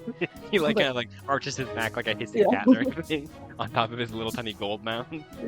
Yeah, no, that's definitely what happened. Sorry, go run over. Hey, bud. Pick her up and good job. Scoop the coins. Scoop more money than she's probably seen at the bar for who knows how long. It's just been sitting underneath the bar there. Yeah, okay. And so now you've collected toll as well as 15 gold. and you are able to continue to the hideout. Right. All right. Sorry, Petroka. Thanks again. Here, a gold piece for your worries, and I'll leave a gold piece on the top and head out. Because what can you not buy with money? What can you Alright. not buy with money? Okay, so Oh, as I you don't- are, oh yes, Well, side note, I didn't what's the word? I didn't reclaim anything. I just kind of left. At some point, I'm assuming the bracelet will come back onto my hand, as it always does. But yeah, it will, and of course at the time you least expect it or least want it, it will. It always has a way. all right, I'm gonna here. head to Gatriar. Perfect. Just doing a little bit of math here. 1 second. Okay. As you said your passive perception was 14. As you are walking, you realize that you have a shadow of sorts. It's just someone that you know, kind of every time you look over your shoulder, there just happens to be kind of a figure that has been following you. Or at least it just happens to kind of be where you are. And at first, like it was kind of, at first you didn't notice it. The second time, you noticed it, and it's just now it's kind of becoming more coincidental. It just happens to be kind of a cloaked figure in your area. And so as you're walking down these alleyways, especially away from the public and everything, you start to notice that there is someone trailing you, and you're nearing the hideout. What would you like to do? I would like to cast mirror image. Mirror image. Okay. Okay. I want them to. I kind of want. So this is what I want to do. Yes. Instead of having them circle me, they mimic my actions. And they move and stuff. But I kind of want, while we're in this alleyway, I kind of want them to go different ways if possible. Oh, interesting. Okay. So yeah, I mean, you're walking along kind of an alleyway, and it kind of forks off into multiple directions, and your body almost kind of just duplicates into multiple figures, and they all kind of just like walk in different directions. And is that satisfactory? Is that what you're looking to do? Yeah, and then I'm gonna go one way, and then Now, which way are you going? Do Yeah. you want to go a false way, or are you still heading towards the hideout? I am going to go a false. I'm headed to. I want to go to the hideout, but in a long way. Okay, perfect. Like, So each of your little mirror images kind of take a different road, and you turn a corner to kind of go the long route to the hideout, and you lose track of whoever has been following you, and you're keeping like a close eye over your shoulder, and you just don't really see that person anymore. And you're led to believe that you successfully kind of shook them from your trail. okay. Right. Well, I'm gonna head to the hideout then. All right, and of course, when you get to the hideout, you go the long way around, head back over to the kind of the dead end alleyway. Still looking over your shoulder, haven't been able to see anything. Knock on the door. That brick kind of comes out with the large orc that I believe I told you it was an orc, right? Yeah. The large dude that's kind of behind it. You whisper the secret phrase. The door moves, like the whole wall moves, and you're able to enter into the hideout now. And you are now with Gatriar, who at this point the warehouse has significantly less people in it. There's still a couple of bedrolls kind of around the floor and everything, but Gatriar is less kind of worrying about people touching things, but now is talking with a couple of people with clipboards, and these people have ledgers and books and everything, and he's kind of discussing business in a hushed tone around the warehouse. I am going to walk up to him, and I'm gonna wait for his conversation. I'm gonna make sure he sees me. I'm gonna be Yeah. like, and then when wait for his. And when he sees you wave, he kind of goes, oh man, we'll talk about this later. And kind of his people kind of close their books, and they're wary just to make sure that you can't really see what they're looking at, and they're kind of like in defensive mode. He goes, no, she's okay. I'll talk to you later. And they disappear. And he goes, I'm so sorry. I've been sitting next to the door waiting for your knock. I wasn't sure if you'd be able to enter back in, but I'm glad that you made it into the city anyways. I do apologize if you did try to knock and I didn't see it. I didn't hear No, I found another way. But thank you for letting me use your tunnel. It was very helpful. We kind of have another problem. You know the barracudas you had me deal with? Yes, I do. And they have been So- dealt with, correct? As we talked about, they didn't make it into the city, but they got away. And their assassin, Rashriel, she Rash reel. well, we kind of met at the bar, and a couple of her goons, and she's saying that they're going after Emerald. They say as soon as he steps down, they're gonna try to kill him. Interesting. And he kind of he sees kind of the gears in his mind begin to work. He goes, and they told you that. I mean, what do these goons look like? Are they? Should we be worried about the goons or just the assassin? I feel like they just were here to bring me a message. But as soon as Emerald, like he said, he planned to step down, they were going to. She said like their big boss was gonna take him out. Big boss. Or like- He kind of sneers and he goes, I doubt the Barracudas have any sort of big boss, but we can't be too careful here. Interesting. Well, I mean, on the bright side, they hopefully don't know where at least this warehouse is. I might be able to hide Gager. I might be able to hide Emerald here for the time being. He seems very. I've spoken to him. He seems very adamant on leaving office, and so I don't know if we'll be able to prevent that, but it will be interesting. I just don't know if they were able to blindside you at a bar, then I don't know how deep they go in here. I thought I was really the only one with ties on the inside, but they could be more intertwined in Cyanodel's processes than I initially intended. They might be more of a threat than I really was giving them. Yeah, her buddies, they were dressed as enforcers, and I had no idea that they were even with the Barracudas. And you see his eyes kind of get a little wide when he said they were dressed as enforcers.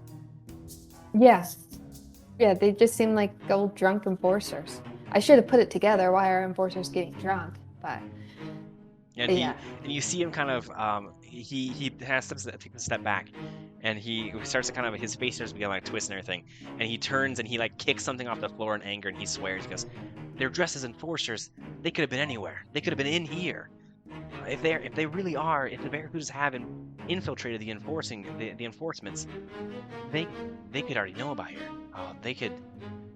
This might be a bigger issue than I thought it was.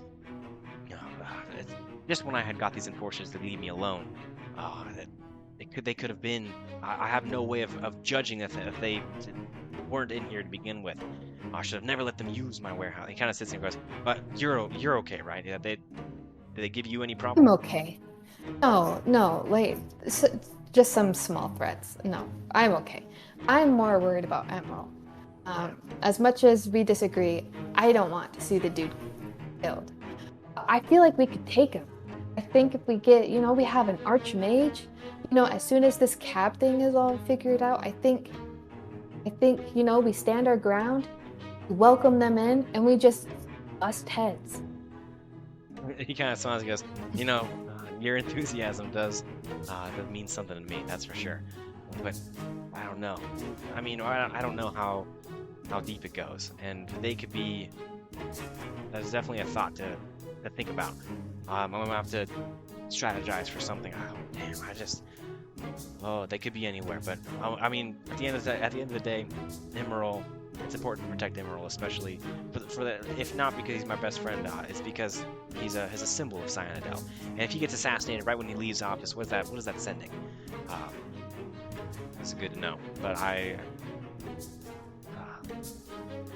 all right. Well, in that case, I hope those barracudas get out of here. Those spineless animals, they don't have the guts to do this. But we gotta plan accordingly.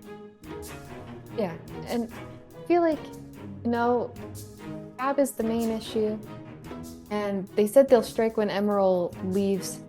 They know they can't get him now. He's heavily enforced. I've been able to get in just fine, but Guard. But I think as soon as he steps down is when we really need to worry. But I'll let Tannic know that he has some. He's the head of all the enforcers. Maybe he should know that there's some people out there within his force that are working for the Barracudas. I'll let him know, and we'll just go from there. Definitely. And he kind of sits there and he begins to think again, and he goes, "So, I mean, what's next for you? What are you planning on doing now?"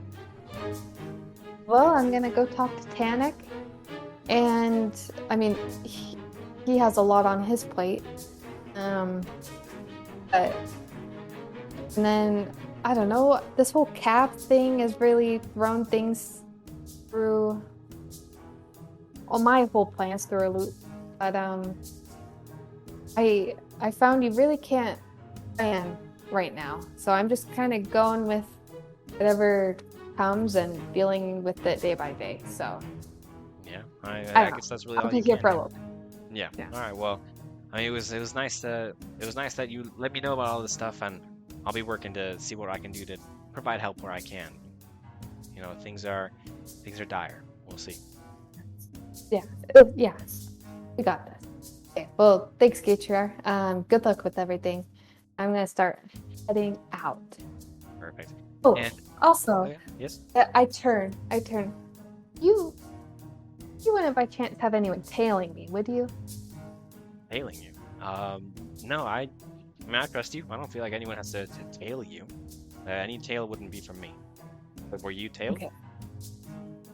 Yeah, I was able to, send them a different route. I think we're good, but yeah, just a hooded figure. That's a seemed to be classic following you. cliche hooded Yeah. figure. Just a hooded figure. You But kinda yeah, sits there and I'm goes, not too worried. Yeah. Yeah, just curious. Well, good luck, Gatriar. Hope to see you in better circumstances.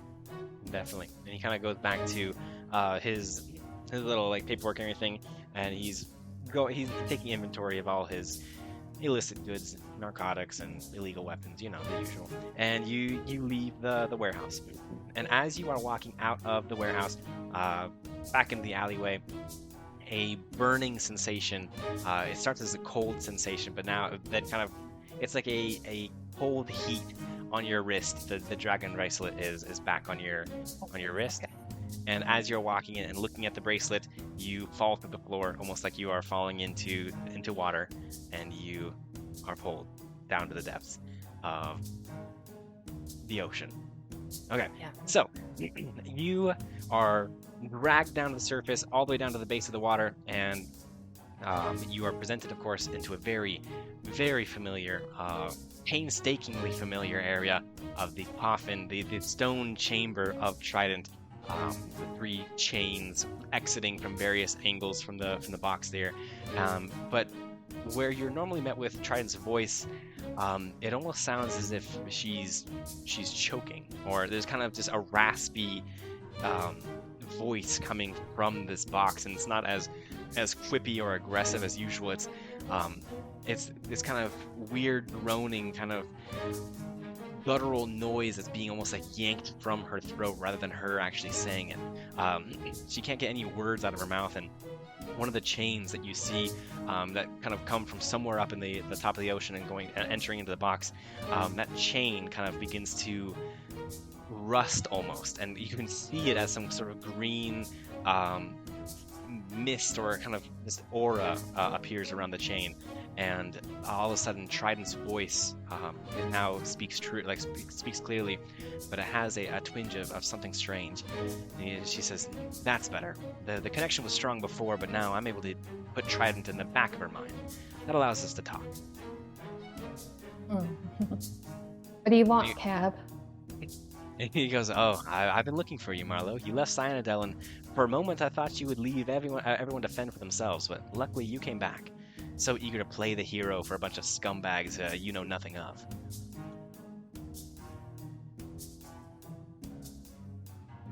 Get to it. You brought me here for a reason. Chop chop. He goes, "Fine, I'll get down to business. The offer still stands. One last time. Join me, and all of this poor dragon's powers become yours. I can open the floodgate to your potential. All you have to do is bow. Metaphorically speaking, of course." What's the end goal here? Like, you seem to have an army of undead. Why do you need me? People, I'm doing this out of the kindness of my heart for you. People with power are respected. People with power are honored. You have no respect or honor. I'm sure my brother has already cast you aside like an old plaything now that you've helped him prop his city up again. Panic Pelt has probably dismissed you, claiming that he'll take it from here. Patriarch is probably so eager for his way of life to continue that he continued drowning himself in blood money, alcohol, and harlots. And where does that leave you? Alone? Forgotten? Useless? Only a matter of time before the ballots forget your name too, and no one will say your name, let alone call for it.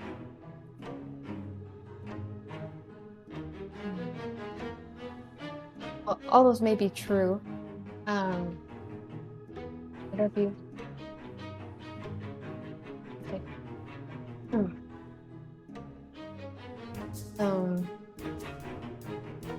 I don't need honor. I'm not doing this for honor. I don't need respect. Hell, I don't even care if people forget about me tomorrow. No, at the end of the day, I'm just here to break my pact so I can get home. That's all I want. I can break your pact for you. I can give you the power to let your voice be heard. I can sever this connection, that this hold that Trident has on you. A destiny. I can give you purpose, meaning, a destiny that you create, not a laundry list from some worthless dragon. She has no bloodline. She has no worth. Her power and presence ends when her heart makes its final beat. Trident, Innovaquous, the fool of fools. She practically broke her neck from how fast she bowed when the Crimson King came knocking on her door. She lacked power and therefore became the king's first victim. I, on the other hand, have infused myself with the very device used to trap her. I have become Trident, and I can use the immense potential of her waterlogged corpse to carry out my bidding. I am strength, I'm an influence, I am power. Never again will bullies stand in our way, like my brother, like Trident. Well, and then what does that leave us with? We're just no better than Trident. We'll be no better than your big brother. Like, I despise both of them. Maybe not as much as you. I certainly despise Trident for everything she's put me through, put my family through. But I'm not here to kill somebody. If you're looking for moral high ground, then what we're looking for is a chance to be on top. You've been bossed around your whole entire life. Your father's been bossed around your whole entire life. I'm offering you a time to be on top for once. What's the end goal here, Cab? Nobody has a plan. Your brother has no plan to defeat you. He's just sending people. You just want power. What's the end goal here? I'm in the middle between you and your brother. I have no idea what's going on. I want the island. I want it all. My plan is to crumble Cyanidel. My plan is to resolve it to nothing, so the other cities know just my power, and they'll be able to respect me as the one true Radakai, the one leader, something big enough to even rival the Crimson King. If I take you up on this offer, I may no longer be bound to Trident, but I will be bound to you. And I just don't want to be bound to anybody.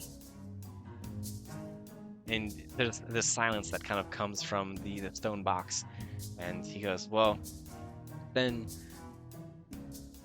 if you're not going to take my offer, I frankly, I'm not going to continue to grovel in front of you. I have a message for Tannic Pelt. I will take my foot off the Cyanodel's throat on one condition. You deliver Emerald Radicae, Tannic Pelt, and Gatria Relum to me, personally, so that I may slaughter all 4 of you like the livestock you've become. Once you 4 are slain, I will leave. You can tell Tannic Pelt that if I see a single soldier step outside the city limits, I'll deliver 3 more waves, each one bigger than the last. You did not join me, which means now you will fear me. Okay. I'll do that. And with that, the connection is severed. You float all the way up back to the sea, back to the surface, appearing again within the alleyway, soaking wet, of course, and the connection's been severed. You don't feel Trident's presence anymore. Okay. I'm gonna give it a few seconds. Minutes. And I'm gonna try to connect with Trident and go back down. Oh, interesting. Okay. You really not often do you actually actively make the connection. Usually you're pulled down to Trident. But after a couple of minutes of silence, you activate the bracelet again, and that kind of stomach in your throat feeling as you suddenly fall into the water, down into the depths, the pressure like immensely kind of pushing against your structure. You are now in front of Trident again, and the chains around Trident are all a gray metallic chains as normal. The green chain is no longer there, and you are in front of Trident, so you believe. Then, you there? And you hear this voice. What are you doing here? I didn't call for you. Do you not remember? Remember what? Cab took over. He pulled me in. He used your voice. And You were choking. what are you talking about? I've I been was just enjoying here. the few moments of rest. You know, drowning for an eternity gets exhausting. I could imagine. But listen, Trident, you pulled me down here. He was strangling you. Cab used your power. He pulled me down. I didn't realize he could do that. You don't remember. And there's an eerie silence that follows, and John goes, "This is getting worse than I thought. I don't have any knowledge of this, and I know you wouldn't waste your breath to lie to me. He used my voice. He pulled you down. Yeah, it was like you were choking. This parasite has more of a hold on me than I thought. I think we have a common enemy here, Trident. Cab, he demanded that I bring certain people and myself to him so he could slaughter us. He has a connection to you. It seems like he can use your powers, he can use your voice, see through you perhaps, because he was seeing me. You can't, there's no way you can use him. I'm not even aware of how strong the connection is. It must be some sort of one-way passage. I mean, I can focus on potentially reversing the connection, but my fears have made manifest. Someone has been tampering with one of the anchors, and I fear that he might have connected to it or infused himself with it. At this point, I have no more pull on him than I do the anchors the inanimate anchors that trap me here. I definitely can take I mean, I'm not doing anything else down here. I definitely can attempt, but that connection is beyond my recognition. I'm not sure. Okay. Well, he definitely, he's trying to use me. he makes it seem as if he can destroy you and take all of your power and sever me from the pact. I don't know how much I trust him, but it certainly feels like he is able to drain you and take your power. Well, obviously you don't believe that he'd be able to sever the pack, or else we wouldn't be talking. I feel like it wouldn't necessarily be a sever. I feel like it'd be a transfer of power.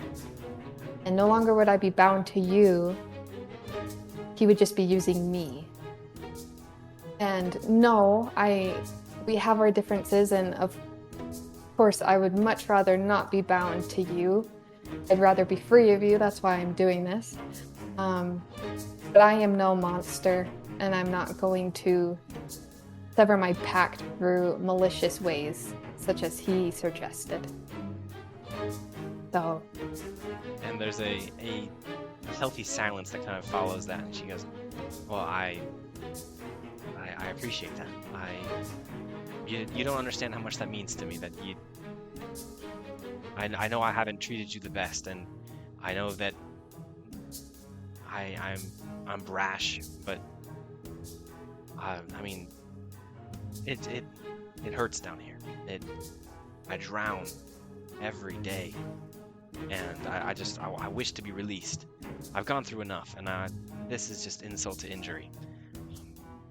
It seems that we do have a common enemy at this point, and frankly, there may not be a lot that I can do from my position. While I will try my best to reverse the connection and potentially help you along, I may need to provide you with more, at least, or let me do what I can from here. And you feel the water around you become a little warm, and all of a sudden kind of a stronger, like that feeling of being connected to Trident increases and strengthens. And now I have to ask you, because you rejected the last one, as she is offering to level you up. Do you wish to take the extra power? Yeah, I'm gonna take the extra power.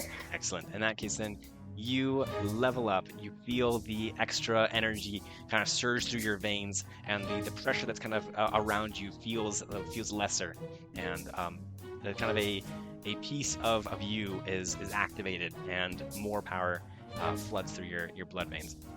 Your blood veins. I don't know why that sounded weird. But she kind of sits there and goes, "This must be handled quickly." And if he's able to use my this anchor, I can only imagine what would happen if more people found these anchors that I'm bound to. We must end this as soon as possible. You have my word. And I'm going to try to sever the connection and return to the alley. And as you float all the way up to the surface, you step, and this one's much more pleasant. You're able to step kind of out of the water into the alleyway, still wet. I mean, yeah, that doesn't go away every time that you meet with Trident. But you are now back in the alleyway, and you are able to, you're kind of just, you're sitting in the alleyway, and all of a sudden you hear the loud kind of bugles of alarms within the city, and